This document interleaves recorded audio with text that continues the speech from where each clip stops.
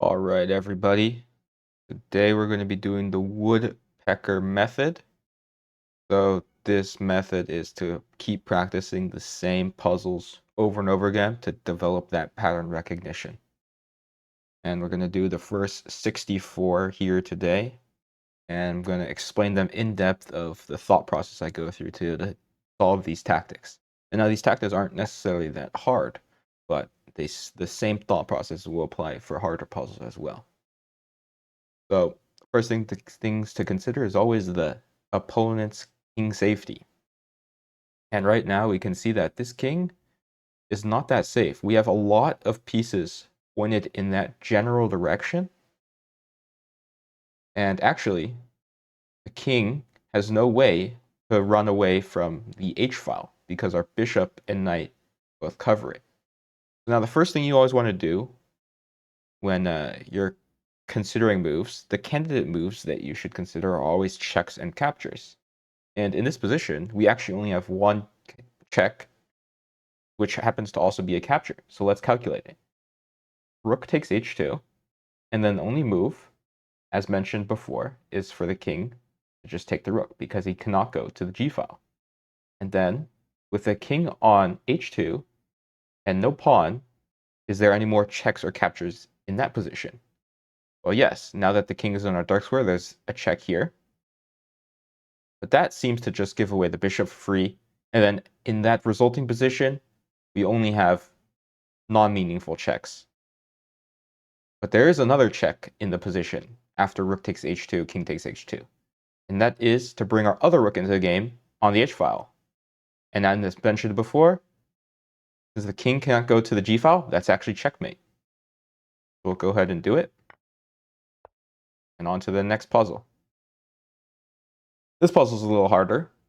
The first thing I want to notice is that the king actually has nowhere to go right now. It's blocked by our pieces and by his own pieces. And so if we were to put this king in check, it would actually be mate.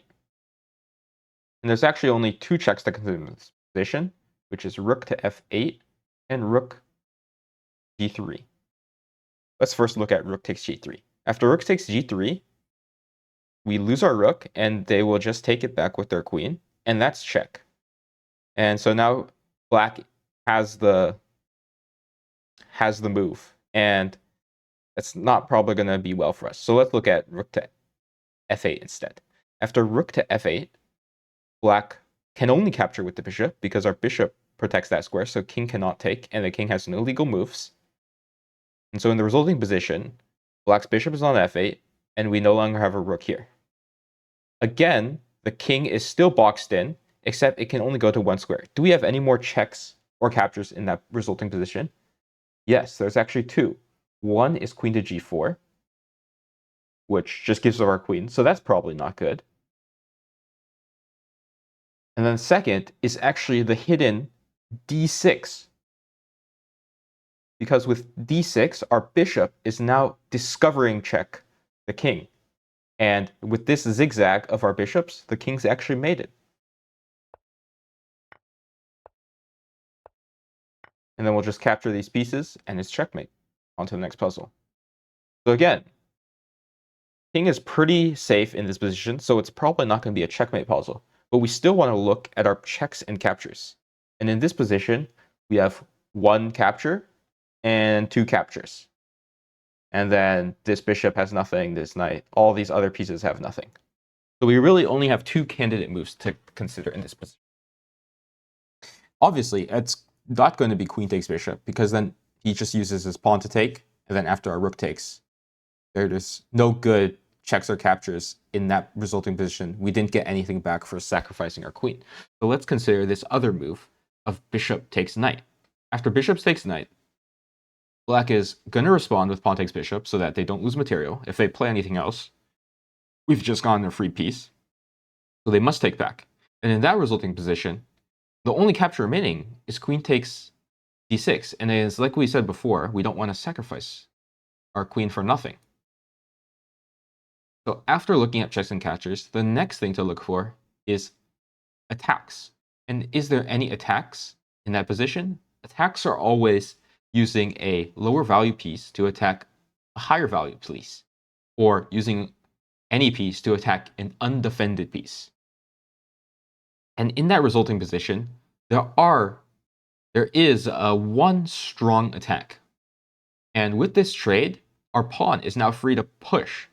And that is a lower value piece of pawn, which is 1 pawn of material, attacking a bishop, which is 3 pawns of material. And in that resulting position, they'll obviously take our free pawn, but funnily enough, their bishop was pinned. We now have 2 attackers on this light square bishop, whereas black only has 1 defender. And that's how we arrive to the correct conclusion that this is the right sequence of moves. Bishop was pinned, and now we take the bishop. Okay, next position. We want to consider checks and captures. We have a bunch of options in this position. First, there's these 3 captures, and then there's also a lot of different checks. So let's first look at the check and capture. Queen takes rook, and then white will probably respond with pawn takes queen, and now we've given our queen for rook, and we don't really have anything remaining. So that's the same case for all these other queen checks, is we just lose our queen for nothing. So let's look at the rook moves. If we take this rook,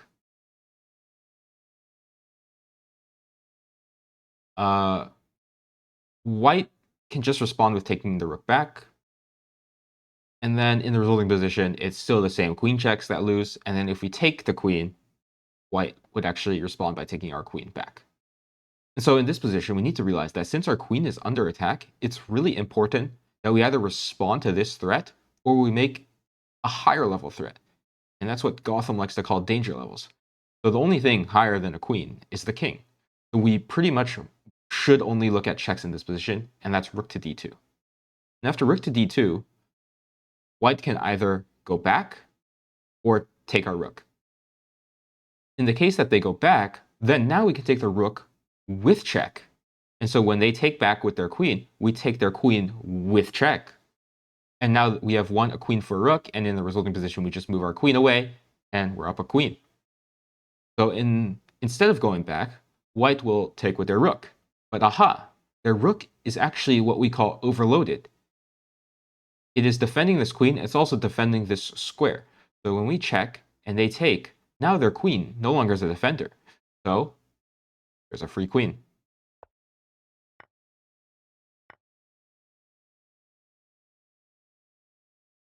Okay, same thing in this position. Always look at checks and captures first. There's one check that is also a capture. Here takes f7. And then if they don't take, we've just gotten a free pawn, so that's good for us. And if they take, there's another check and capture in the position. Knight takes e5, which also happens to be a fork on the king and the bishop. And once the king moves, we have 2 attackers on the bishop with only 1 defender. And basically, after everything is all said and done, we've won 2 pawns. And so this actually is a very common tactic to bait out the king and then be able to break this pin with check and then take the resulting piece.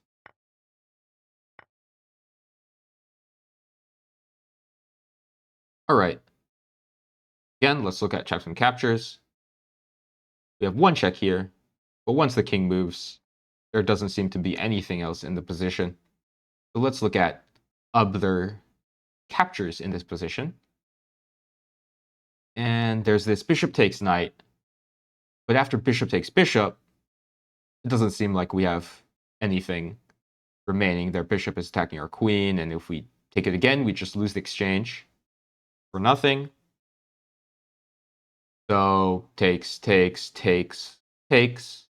and then now we just down an exchange. But something that we have to notice is that this king and queen are suspiciously lined up, and there's a piece that can take advantage of this bishop.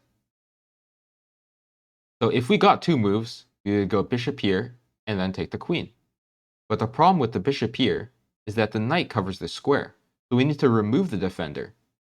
But like we said before, if we remove the defender with our bishop, then their bishop will take our bishop and make a danger levels threat on us. And now we have no time to go and pin their queen to their king. So actually, the correct move is to use our rook to take the knight instead. And now, once their bishop takes, they are not making any threat on us. Our bishop's blocking it. And now we are free to make this pin to win the queen. Okay, there's only 2 checks and captures in this position, or 3, sorry. But all of them just lose material. We do rook takes bishop, their queen takes, that's nothing. Queen takes king takes, that's nothing. Bishop takes pawn, and that's also nothing. So instead, we need to look at attacks now. And now what attacks do we have? It's always a lower value piece to a higher value piece. So there's pawn attacking the bishop, and that doesn't seem to be anything because once they take back, we've just down the pawn and it doesn't really change the position at all. Then something we need to notice is that if we had something guarding our queen, we have a checkmate. So we can stack our rook and queen together and throw in checkmate. That's also an attack.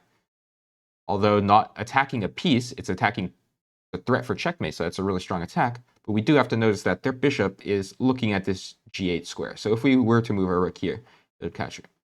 But funny enough, there's actually a very strong move, f3, to attack both the queen and the checkmate square. So this queen is what we again call overloaded. It's looking at this f3 square. It's also looking at this bishop. So if we were to threaten f3, to threaten checkmate, and they were to respond by taking this pawn, this bishop is now en prise. It's free to capture with our rook. And if they were to maintain the defense of this bishop by moving back and defending checkmate, well, now it's again overloaded, protecting checkmate and the bishop. So we'd be free to take the bishop for free, because if their queen were to recapture, then we would have checkmate. So we make this fork of queen and checkmate, and then their overloaded queen now has to give up the bishop. All right, next puzzle. Let's look at checks and captures. We also have to notice what is our opponent threatening. Our opponent is threatening our queen. So anything we do has to be of a higher threat. So we either need to make a check or we need to respond to this threat. So let's look at our checks and captures. So these 2 knight checks, they're probably just going to respond by taking it. But what we can notice, though, is if we were to check here and their queen takes, their queen is actually overloaded again. So if they were to take our knight, we would be able to take the bishop. And that would be a trade for a knight and bishop, though. So let's actually reverse the order.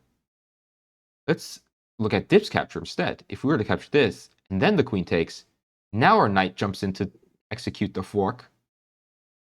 In the resulting position, we would have gotten a bishop and a queen, and they would have only gotten our queen. And that would be a win of a piece.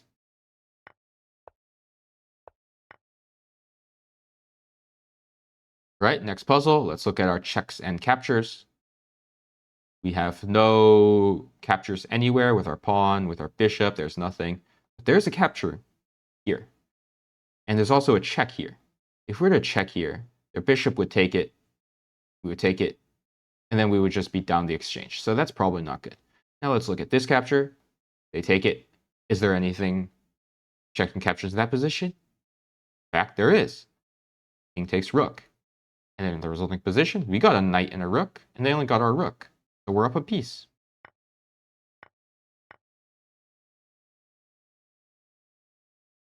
All right, next puzzle. Let's look at our checks and captures. One right here. Queen takes knight. And then their king can't go anywhere, and they're definitely not going to use their queen to block. That would just be a free queen. So they would definitely use their pawn to take our queen. And then, are there any checks and captures in that position? Obviously, the light squared bishop can't check a dark squared king. Wow, I can't even point an arrow there. But our bishop can. And that would be the classic zigzag checkmate. Our pawn covers a square, he's blocked. So this is a simple mate in 2. All right, checks and captures in the next puzzle. A bunch of checks now. Check, check, check, check, check, check, check, check. So how do we know which ones to look for when there's so many checks, so many captures in a single position? Well, we should first prioritize checks, and we should first prioritize any checks, simultaneous checks and captures. And we also should prioritize the opponent's threat.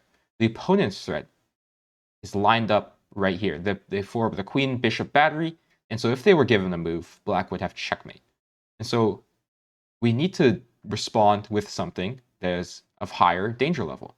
That can only be a check, because if we attack, just attack a piece, then they're going to execute their checkmate.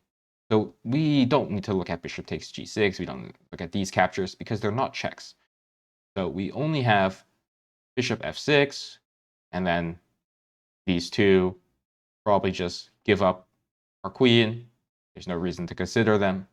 Then this one is a little interesting, because if they take back, then we can replenish with our rook, and then they go king up, and it doesn't seem to be anything else.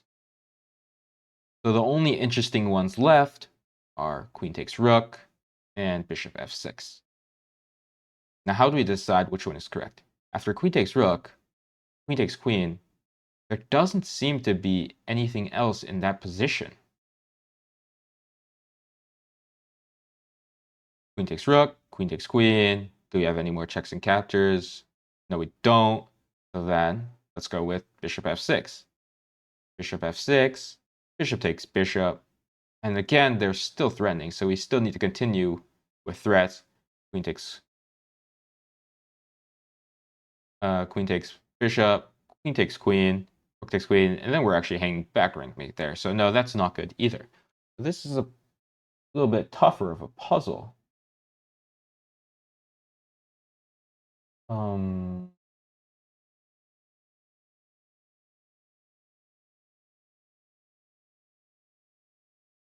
Queen takes bishop is also worth considering, because then their battery would be broken, but then they would take our queen for free.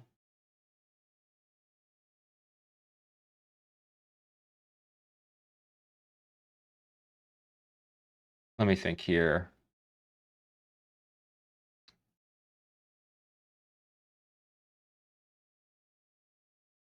Have any looking at all the checks and counters, but then I'm stuck. What could I be missing? Okay, this is a good puzzle then, because I can't find it right away. So let's reanalyze this position. Definitely need to answer this threat.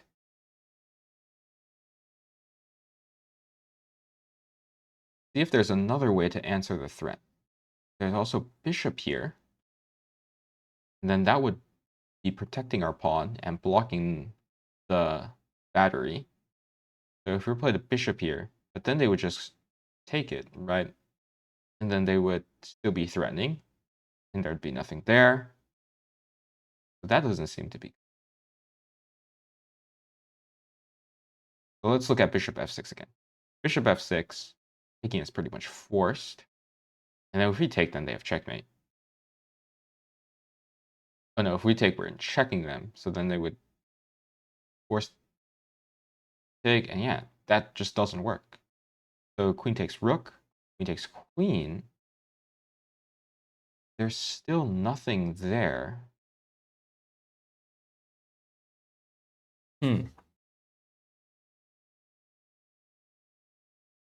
So what else can there be? Queen takes rook, queen takes queen, checks and captures. There's a check. Then they just capture us. And if we capture, we all still get back ranked.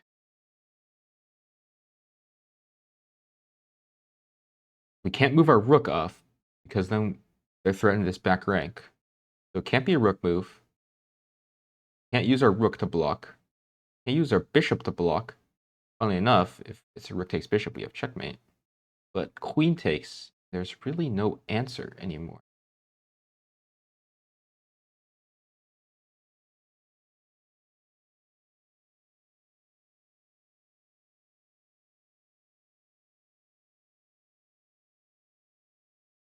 What is there?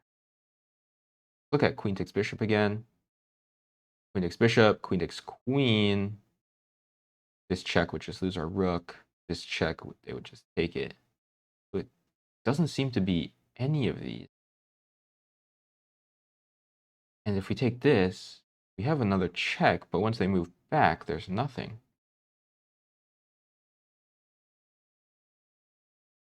Okay. Need to stop checkmate. Need to stop checkmate with a check. And we can't even just protect this move because their bishop would just take us. Or they have this. So we do have to respond with activity, and there's no way to run our king away. The answer must be a check. So I must be missing something here.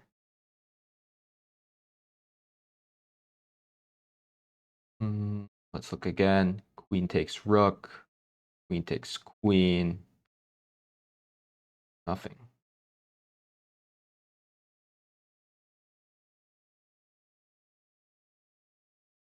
Oh. Maybe the point is there is no checkmate for us, but at least we don't lose. In that case, bishop check, queen takes, bishop check, bishop takes, queen takes bishop, and now we have perpetual. The king would be forced to go g8 and h8, and then we would shuffle between f7 and f6 with our queen, and that's at least a draw rather than losing the game. I think that's the best. And yeah, white has a perpetual. As black's mate threat was too dangerous, there was nothing we could do. All right, puzzle number 12. Let's look at our checks and captures. We have a check, then their king moves back, and there's no good follow-up because if we were to take with check, they have two defenders, so we would lose. And if we were to actually, we check here, and then the king goes back to either of these, and then we check with our rook, their king can't take, so their queen would be forced to take, and then we would have two attackers, and that would be checkmate because the king is blocked by the queen. Yeah, I think that's just a mate in 3. Queen here. Remove the defender of the h7 pawn, and we have mate. Okay, checks and captures. There's this capture, there's this capture, there's this capture. No good checks. And then, let's see, anything hanging from in the white position? This is soft, it only has one defender. This only has one defender too.